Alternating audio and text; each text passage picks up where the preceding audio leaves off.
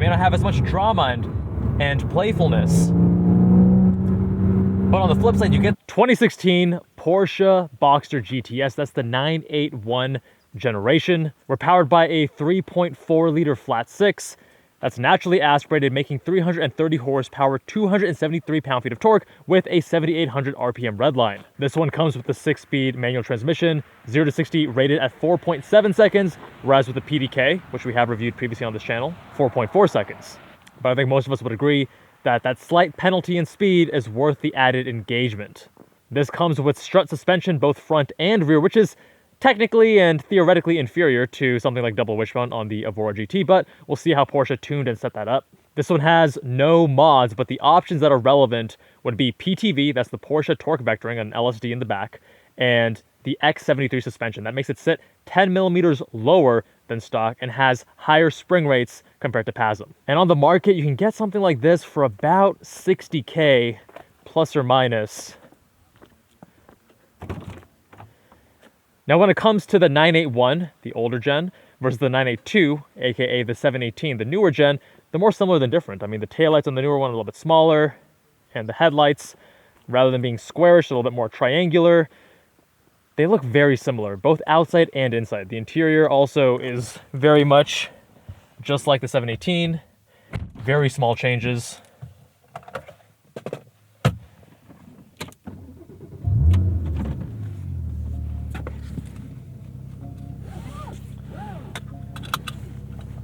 The steering wheel is also an option, has this flat bottom.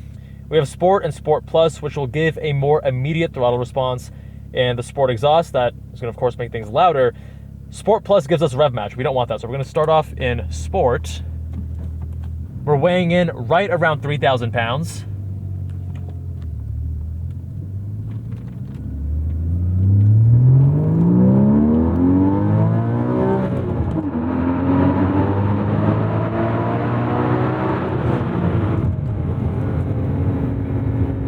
Such a smooth and effortless engine.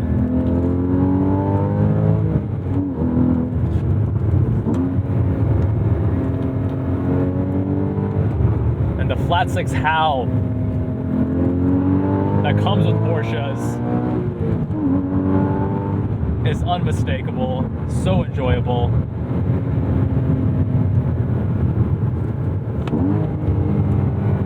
I actually like the throttle response quite a bit in sport mode. I was driving it in normal mode earlier, and the throttle response was a little bit sluggish.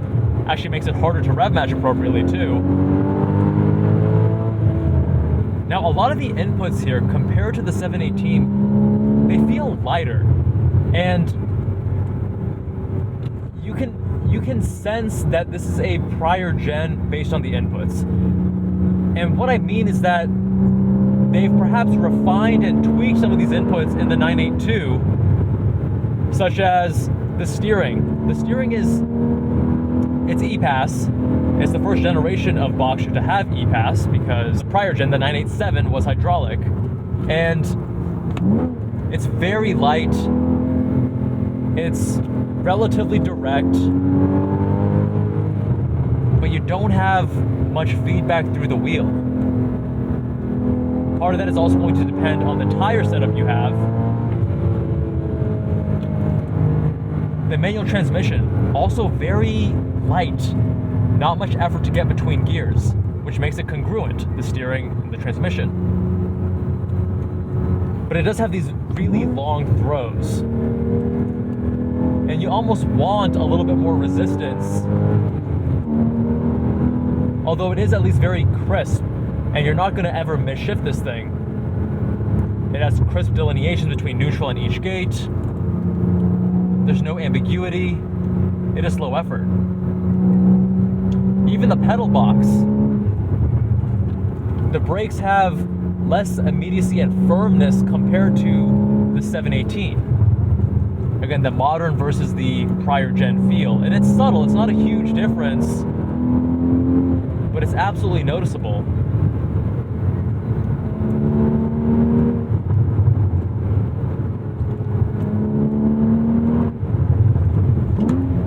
Still has that great clutch feel that we've come to know and love from Porsche. Throttle response, at least in sport mode, is quite natural.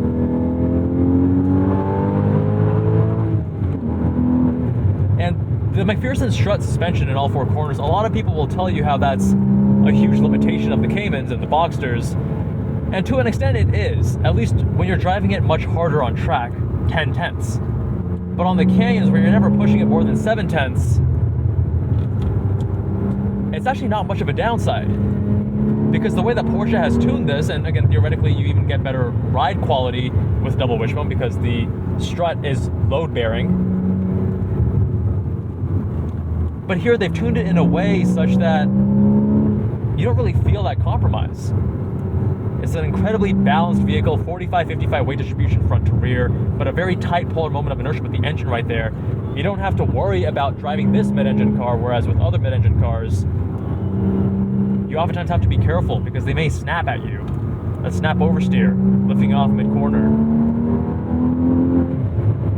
Here, you don't have to be as mindful with the weight distribution. Even compared to a 911, part of the fun of a 911 is you drive around that weight distribution. And that's part of the reason why the Boxster and Cayman can feel a bit clinical, a bit numb at times. I shouldn't say numb actually, because numb means that the inputs aren't telling you much information, which here, in this case, the steering is relatively numb. But rather that it's not as exciting and engaging, and it may not have the same level of chassis communication as something like an Evora or steering communication. It may not have as much drama and playfulness. But on the flip side, you get this level of confidence where you can just get in and drive. The inputs are relatively natural. Again, just a little bit lighter here. Not much of a learning curve. And you can push it as soon as you hop into the driver's seat. You don't have to really work up to the car that much. And I think that's incredible because a mid-engine car with strut suspension, you would assume would be highly limited.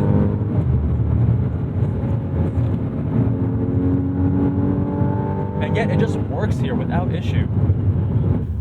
But for around $60,000, you are getting a lot of car for the money. No doubt about that.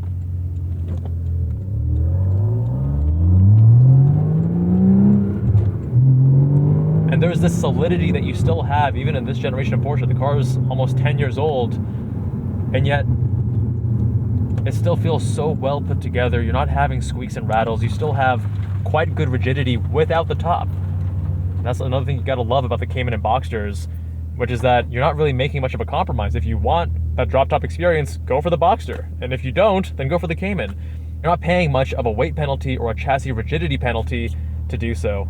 These have held their value quite well, and I think part of that is when the 718 GTS came out, before the GTS 4.0, you know, we had the 4-cylinder turbo, which no one liked, and having the naturally aspirated engine here with that linearity, I think has helped boost the value such that these are still like $60K on the used market, which means they've held their value quite well. Porsche products as a whole, if you're getting one of the more desirable models, they're gonna hold their value very well, even if it's not a full-blown GT product. My friends, let me know what you think. Big thanks to the owner, Nate, for letting me review his 981 Boxster GTS. If you want your car reviewed, visit us on jabalandcars.com, fill out the form on the homepage, and I'll see you in that next one.